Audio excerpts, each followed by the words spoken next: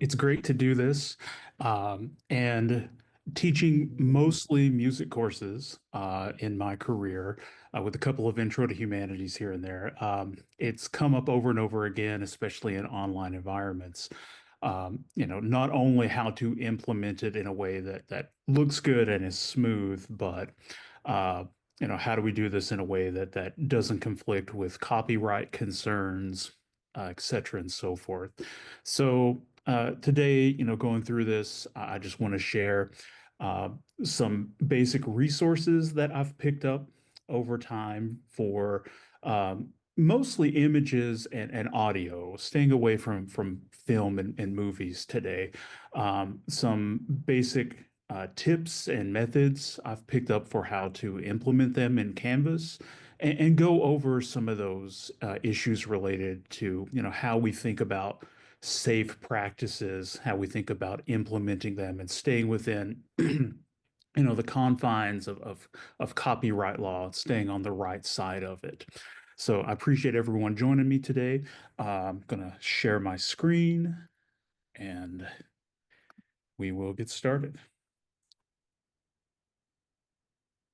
Okay, so that's basically the structure I went over. Some resources for images and audio, some methods and tools that we can use to use them in our Canvas pages, in our online classes, or even, hybrid courses and just anytime we use Canvas, and things pertaining to legal matters. If you want to have the UT databases pulled up, or if you want to quickly create just kind of a test page in Canvas, with maybe a random image to use. You could follow along at certain points of this and try it with me, and that would be great. And I think you could maybe pick up something perhaps as we go along. But certainly there's some elements of this that we can do together. So resources for images. Besides, the resources that we have available to us at the university, there are a variety of places that we can look for images that don't have a lot of strong copyright strictures applied to them, like the Creative Commons image search, Pixabay, and Wikimedia Commons. And in all of these places, it's pretty simple to go to and not only find, a lot of images that are related to what you're looking for, but it's pretty easy also to check the licensing on them or to make sure that you're searching in a way that isn't going to conflict with any licensing or copyright issues. And I've got Wikimedia Commons pulled up. So if I know I'm going to need Hildegard von Bingen,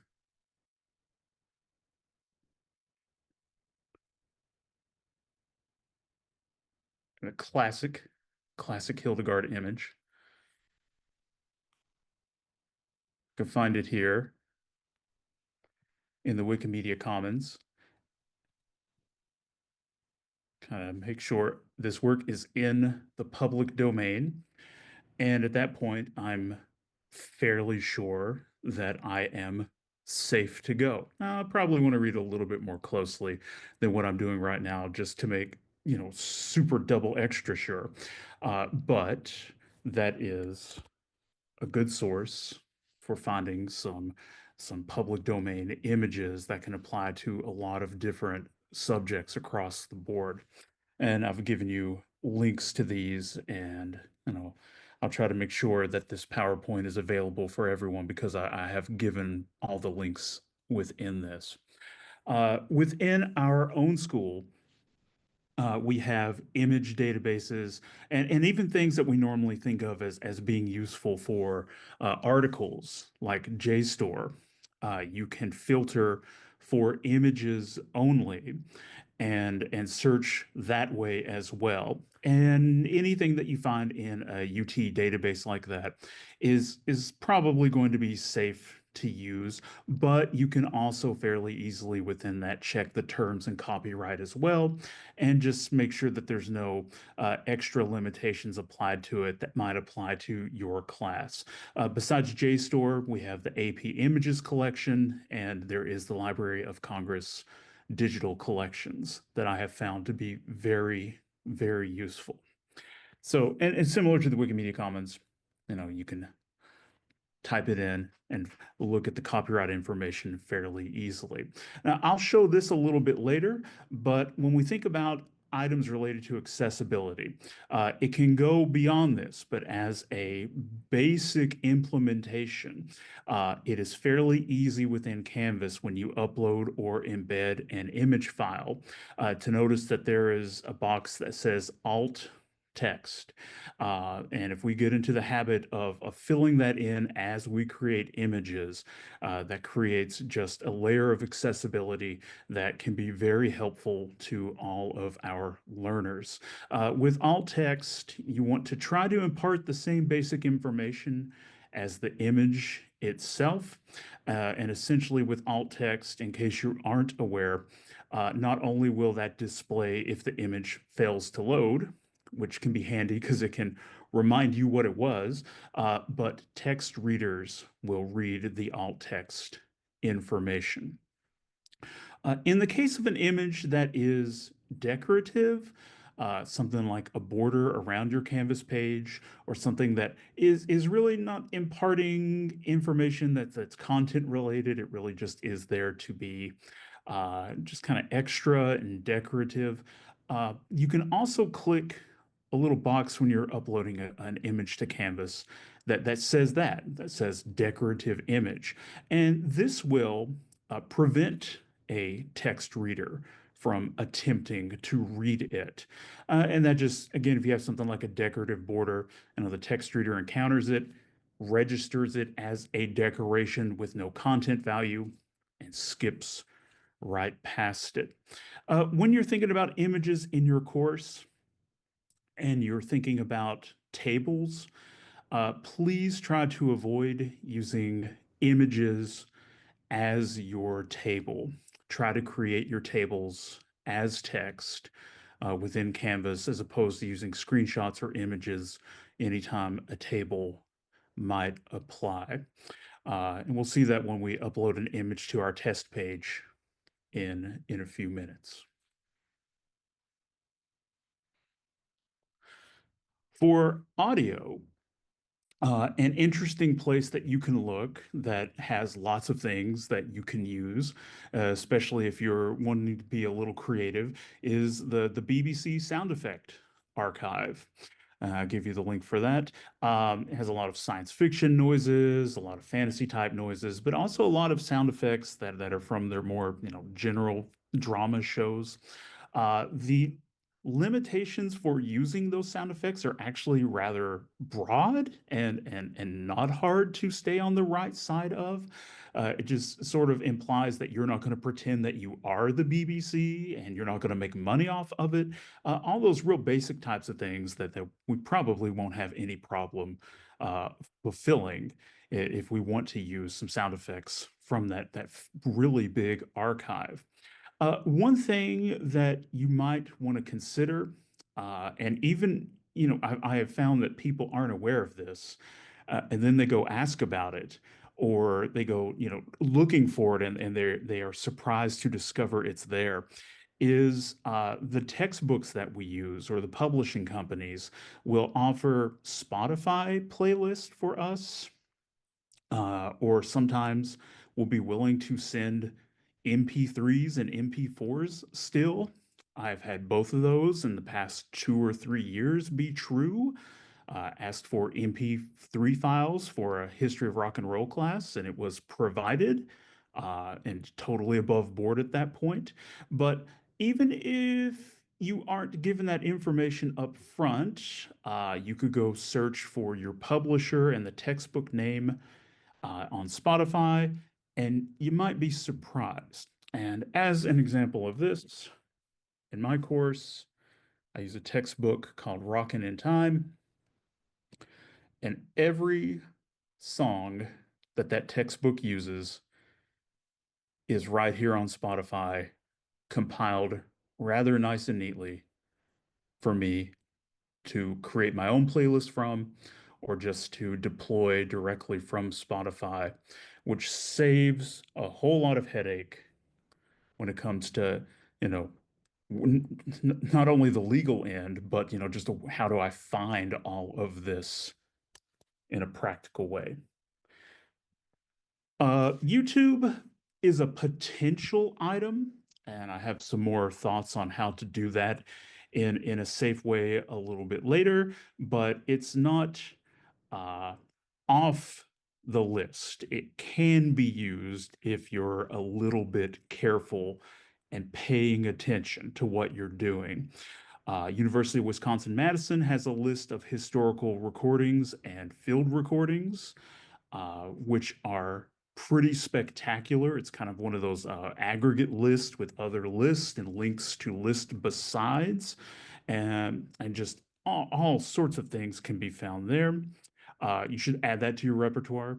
Just many, many things. And as for us here at UT, we have Naxos, Alexander Street. Alexander Street is good for American music overall, things like jazz, ragtime, blues. Smithsonian Global Sounds is included in Alexander Street. Naxos is more classical music, but still can be very useful.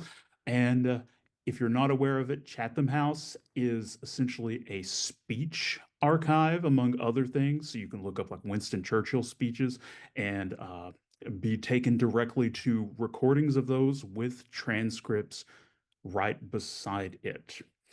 So,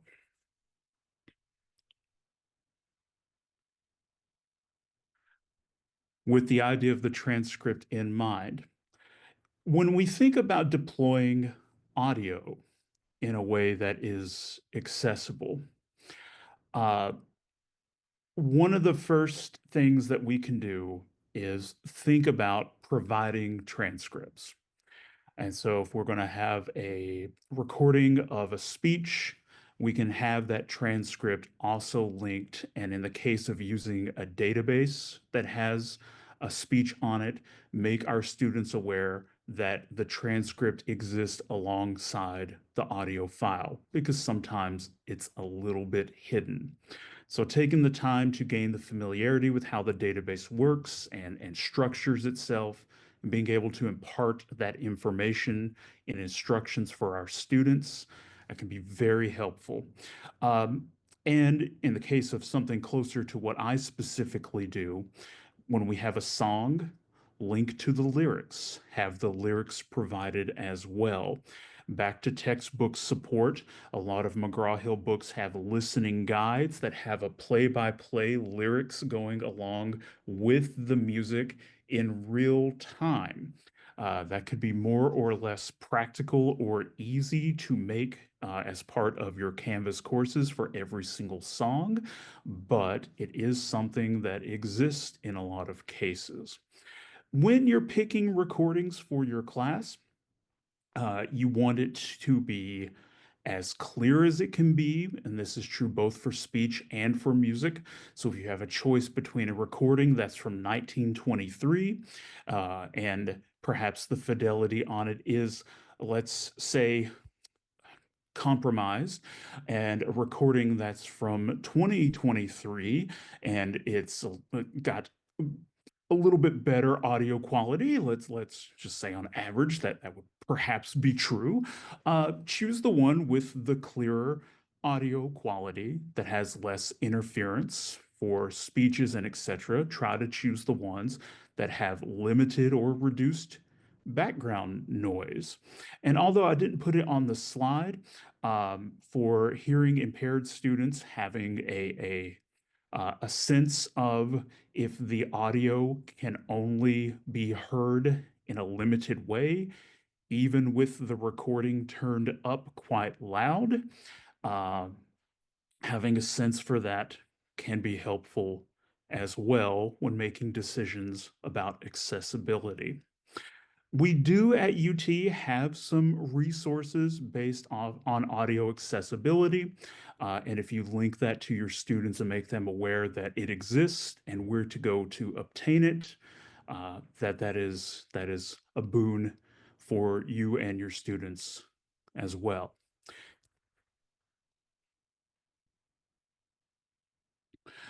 So that's some basic Databases, some tools, some places that I often go to find images when I want to find them, especially ones related to music history from Wikimedia Commons, which I use, frankly, all the time. But how do we use them? How do we use them in Canvas? And how do we do so in a way that works well, that works efficiently, and maybe what's something that's a little bit beyond just pumping in a link when it comes to things like media. With images, you can choose to upload or you can choose to directly embed. Um, Certainly, we are probably all aware of uploading, but embedding can have its pros as well. I mean, they both have pros and they both have cons. Sometimes you cannot download an image ethically or legally from a source. So sometimes embedding is your option that is provided to you. You're kind of limited from the uploading one. Uploading, of course, requires you to be able to save, to have the space to save, to have the space not only on your computer, but on Canvas to do the saving with. Uh, but if that's not possible, you got to go to embedding. Embedding takes no space. You can do so from, essentially any device and anytime you have that link provided to you. But when you embed an image, uh, you need to keep track of that image and make sure that the link has not changed, because when changes are made to databases, which happens, that image link is going to change. You're going to have to redo the embedding. So embedding will require a little bit more upkeep, even though on the front end it perhaps is uh, less demanding in terms of storage space and a personal organization, etc., and so on.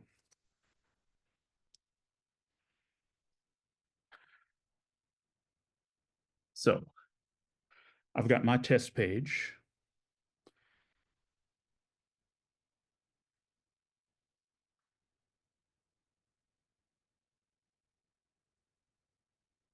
If you recognize the text, award yourself a point. I'm going to insert image. Now I've got an image pre-saved.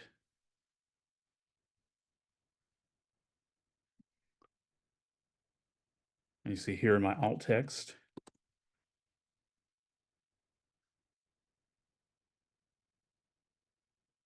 I'm going to describe it fairly simply right now. Uh, Leave it like that.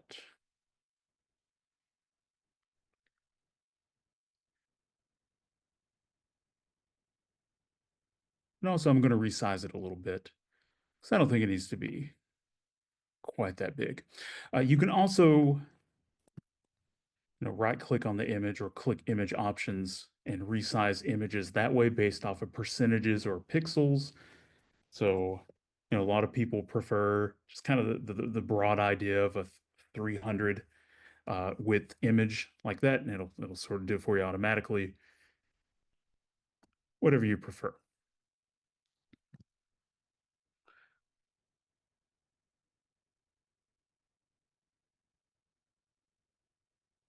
And at that point, we got an image put in and we've given it an alt text. Do a little bit more descriptive of a job than I did just then, please.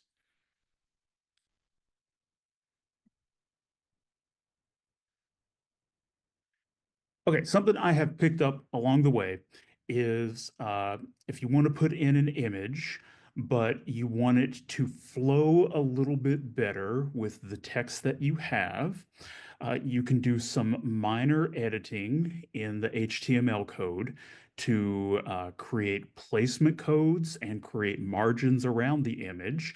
And this will just, again, just make it look perhaps a little bit more than basic level, and create text that flows around and with the image instead of just kind of like stark breaks of, text and image, text again.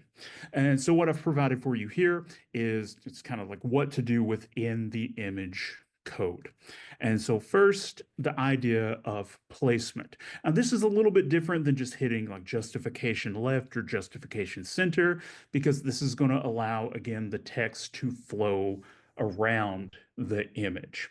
And so what I'm going to do is go to the HTML editor, and after image, I'm going to type style equals quotation float colon left semicolon quote, like what it says on the screen.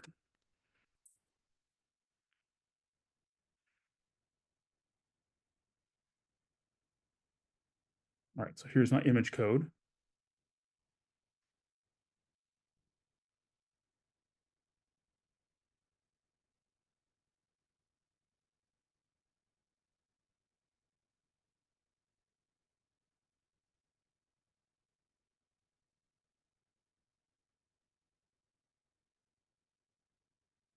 See, that looks right. And now the text is to the image is floating to the left and the text is to the right. And if I had a whole lot of text, it would start to do that. And so it kind of hugs the image and floats with it and around it, instead of, again, it being just kind of, a stark break of image, a text somewhere, center or otherwise, and then text again after. But this still perhaps looks a little wonky because the text is immediately against the image. And so the next part of this placement, so after that first part, I've got text here to the right of the image. Here's my image code. I've added style float left. And then after that, if I add margin, 10 px, px for pixels. Now I've created just a little bit of space. So with that bit of coding, now I've got text going around the image, and I've created a little bit of margin between the image and the text. And so that can look a little bit better. Excellent. Somebody knows. All right. So that coding for is for you, available in the Canvas slide. Again, sorry I wasn't sharing it the full time as I intended. Uh, so please make use of that. I find it extremely helpful for creating, a good flowing Canvas page. And you might have to play with it a little bit, because like whether or not you do a space after the equal sign, and whether or not it's within or without quotations, that little coding minutia, it might take a bit, but once you've done it 2 or 3 times, it starts to become a little autopilot, a little bit more easy to remember the minutia of it.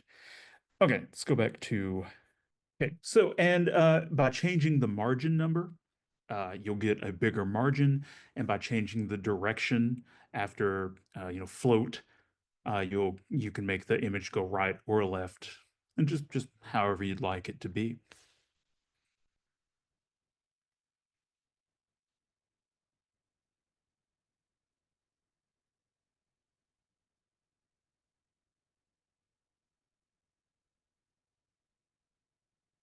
And thank you, Jeremy. Jeremy says AI platforms can help you find uh, the correct place for HTML code if you're having a little bit of trouble placing it. That's excellent.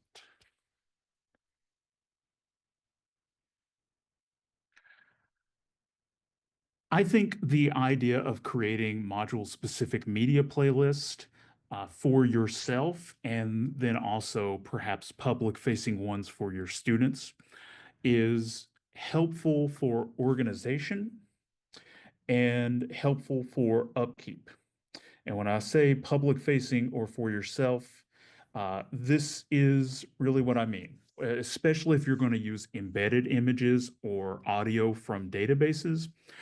Knowing where the audio came from, where the image came from, having a quick list of what's embedded, what needs to be double checked after a couple of years as something for yourself, that helps at the beginning of a course cycle to make sure that all those things are in place. For public-facing purposes, converting this list to something that students can have in their syllabus, or, as is often the case for my classes, for something that is a very literal playlist, helps with organization and can help with the flow of the course and can help with the presentation of materials. And once I've created kind of a large one, once I have the idea, and so I showed you the Rockin' in Time playlist for History of Rock. There's like 300 songs on there, so I don't use all of those. But once I've decided, here are the 50 songs I'm going to use in my course, uh, I will create a module by module playlist of the songs. And then using Spotify, using whatever database I'm using, Naxos if it's my classical music course, I'll create a module-specific playlist from there. Once these have been created, once that kind of master list exists, once you've kind of got it broken down especially, this actually does not take a lot of time to update, to double check, to keep current and do the fixing at the beginning of the semester.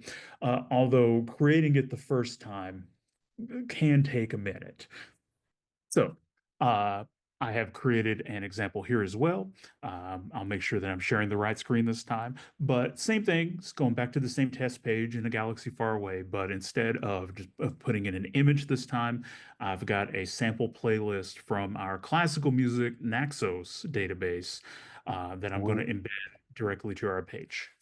All right, so I'm in Naxos. I've got my playlist. I click that. And it gives me an iframe code. That is essential to an embedding process. At that point, go back to my page. I paste the iframe code.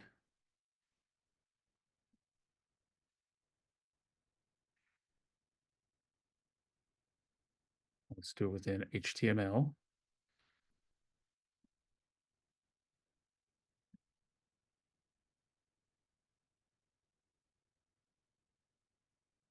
And there's my playlist.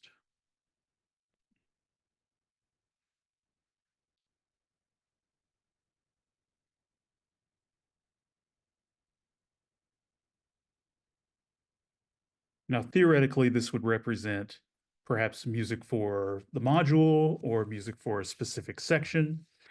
Uh, but you can do that to create, a list for a module, a list for a week, a list for a specific page.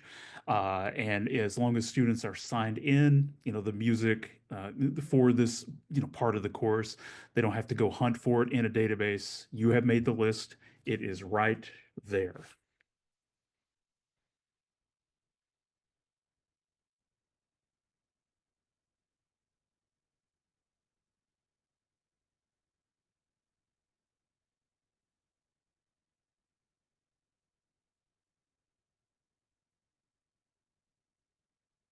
And so you can get iframe code from lots of places, including Spotify, by the way. So if you've made your Spotify playlist based off of, my History of Rock book, you can do the same thing there. So this is not something that is only limited to, the more academic databases. Lots of places will allow you to do that. I recommend if you want to fiddle with the coding a little bit, increasing the width or the height to make the player just a little bit bigger. But you can learn to make your own with a little bit of work, and you can, with a little bit of playing around, even embed things that don't necessarily give you an iframe code. That may take a little bit. That's kind of an extra presentation's worth of follow along, but just be aware that it is possible. But if you want to embed something like that, you want to look for the iframe code and little tags like I showed you there in the Naxos database.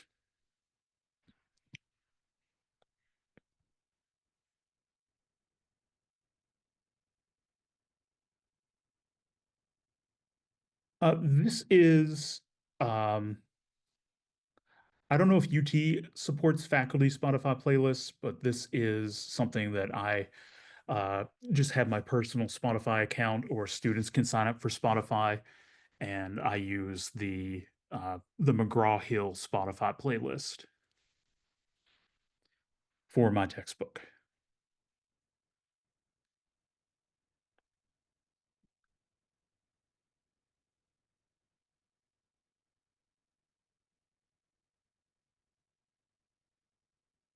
So the neat thing after learning a little bit about putting things like a direct music playlist into your course, or putting in an image with text wrapping around it, or embedding an image code from a website, is that you can put these in your questions, in quizzes. You can embed a Naxos music file into a quiz question from the quiz creator. You can do these in discussion boards. You can do it in an announcement, just kind of as a one-off thing, like, hey, listen to this file. You can do it in all of your Canvas module pages, or you can make it part of your homepage. So essentially, anywhere that you can start doing editing, you can apply these techniques.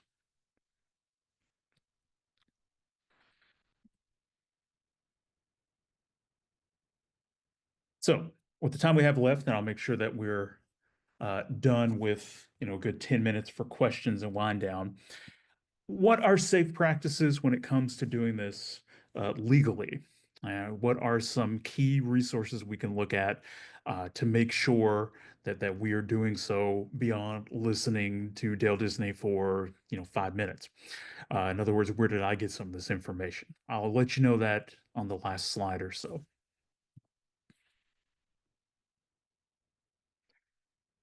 So essentially, any type of media that you use that has been created can be considered covered by copyright law. There are some limitations to this in some ways, but I'm frankly not well versed enough in legal matters to know what they might be. So it's just safer to assume that if it's a type of created media with a creator and it's creative in nature, that it's covered by copyright law until you have confirmed otherwise. Until you have confirmed it's part of public domain, until you've confirmed that it has been licensed to you through a database, that means you found it yourself perhaps, or you've confirmed it's part of Creative Commons, or you've seen the creator, the artist, the license holder saying it is okay to use this in educational environments, assume it is covered by copyright. One thing that needs to be clear for people involved with digital learning is that online classroom use is different than physical classroom use. Um, it is a dangerous and faulty assumption that all of the freedoms that exist under uh, certain acts and certain sections of the copyright law for physical classrooms, like distributing handouts, exist in the same way for digital learning. And a lot of times they do not. In general, there's never really 100%, especially since lawsuits and court cases continue to happen. So it's just good to think in terms of what is safe, what is safest when it comes to using a piece of media in my classroom. And as new information comes about, be prepared to adapt to that information. So, for example, there's some things that I'm about to tell you about keeping uh, material behind behind, not a paywall, pardon me, a password, keeping material behind a password. There is a gigantic gray area right now about whether um, a monitored Zoom audience, uh, like this one, where we could put a password and invite only certain people to this meeting. Would this count as fair use? It's a giant gray area right now. It has not been settled one way or the other. And if a new case happens where it gets ruled that it does not count, we should be prepared to adjust how we present PowerPoints in synchronous Zoom lectures, perhaps. But for right now, the idea, it's a little bit more open, and as long as you're doing it only for your students, it's probably fine, but probably is a big word. So sections 110.1 and 110.2 of U.S. copyright law are what people tend to think about physical classrooms. But for online classes, most things that we use that count as media fall under the fair use doctrine, which itself is not really just a blanket carte blanche idea, and it has some standards and some core concepts that we should make sure we are applying when we use media. And there are essentially four of those. What is the character of the usage of the media? If we're using an audio file, are we using it, in our cases, is it for education? The answer for us is almost certainly yes. Then there's also the nature of the work, which is a little bit of an esoteric question, but to break it down a little bit, this can come into play in whether it's fiction or nonfiction, and also whether it's a published work or not. So if the creator intended for people to see it, it's more likely to be judged in your favor for fair use than if you use something that was not published and not intended to be seen. The amount of the work shown, but also whether the portion that you show is a substantial part of the work. So thinking about like a 5 hour long Ken Burns documentary, are you showing the half hour that is really pertinent and relevant to your course, to that module, to that week's learning outcomes, or did you just link the entire 5 hour documentary? There is a big difference in one versus the other. And finally, the effect on the market value of the work and how many people will buy it. Is it possible? Can it be shown that fewer people will engage with and purchase the work because of the way that you are treating it, hosting it, and distributing it? Taking all of these into account can help you make the safest decision possible. You do not have to satisfy all of these. So if you host a whole documentary about the Renaissance, as I often do um, in my course, but it obviously is for education, it is not available for a wider audience. It's a published work, et cetera, and so forth. Uh, it's still fairly safe. But these four questions are what it basically boils down to.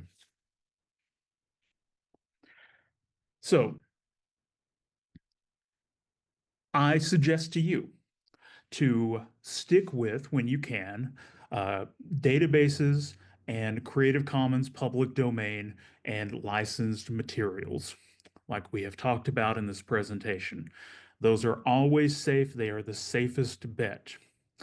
In any case, do not download personally when it's not allowed, and do not make things downloadable for your students. And that also means that you want to make sure to keep it behind the password protected Canvas site, as opposed to sending your students an email with all the media within it. Don't send your students the documentary on MP4 personally. Keep it hosted on Canvas, or keep it, better yet, linked on Canvas. When you have to go outside of databases and the types of websites we've talked about, please use official sites and official ways of hosting that file. So for example, there is a documentary about the hip hop artist J. Cole. It is hosted by the production company on YouTube.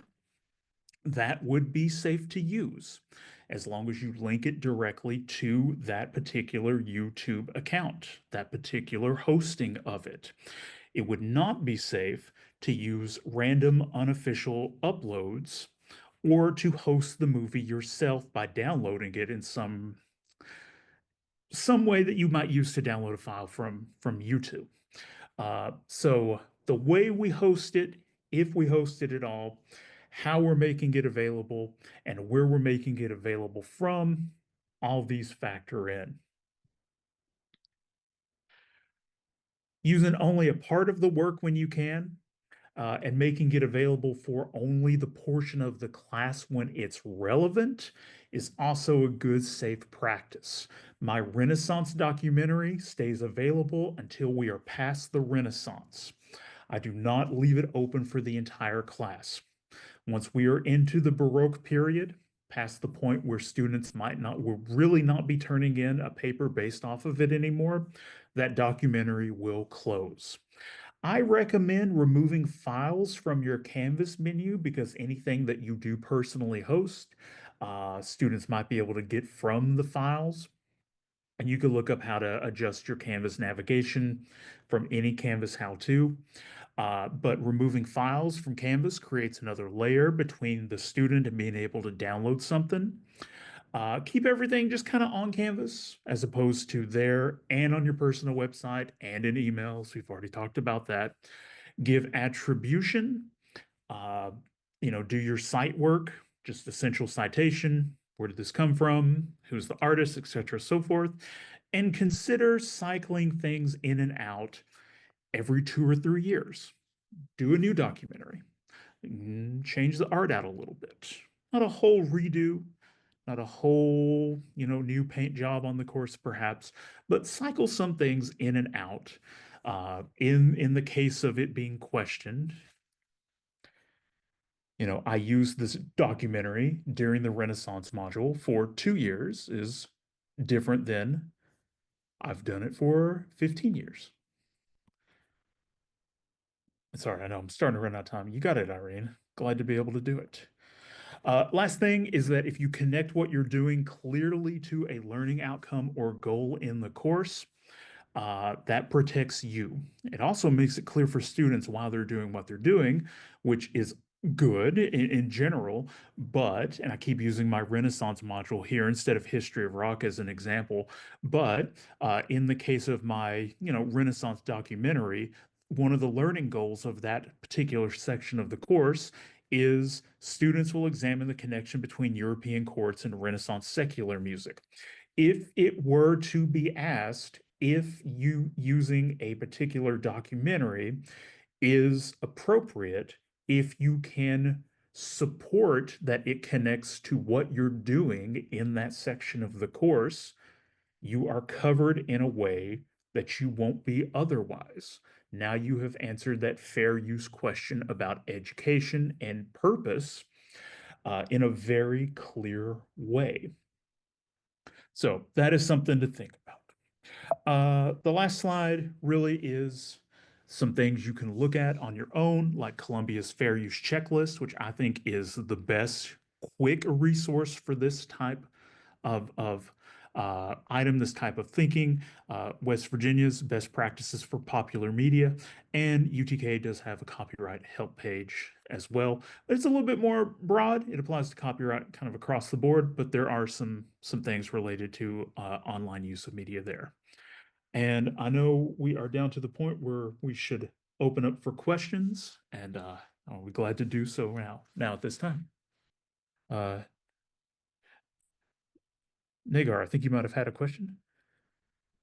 Oh, sorry, I tried to write it down. I'm sorry, I missed the part that I think the beginning of the iframe when you were explaining how you can, create an iframe and copy paste it to Canvas. And you mentioned you can do that in Spotify as well. Is it possible to maybe give us resources or explain quickly how we can do that? Yeah. That sounds great. Thank you. So I was worried that I wouldn't have enough to talk about. Then I started running out of time. But yeah, here's my playlist. Share, embed playlist, and then you can click show code, and there's your iframe code. That sounds great. I used the other version that you can just copy paste the link, and I would just copy paste the link in Canvas. Is that okay too? Yeah, I think that that can work too. Yeah. Okay, great, thank you. Mhm. My question was already answered, so yeah. Um, I mean, I was thinking that these are really complicated and complex issues, right? There doesn't seem to be a straight answer to some of the questions. And I see that on the references that you have there, you have one for the libraries. I wonder, does OIT have anything on that for as far as multimedia is concerned? Um, I haven't really looked into what OIT has for copyright. I've looked at the library resources, but I've not looked at OIT, I'm ashamed to say.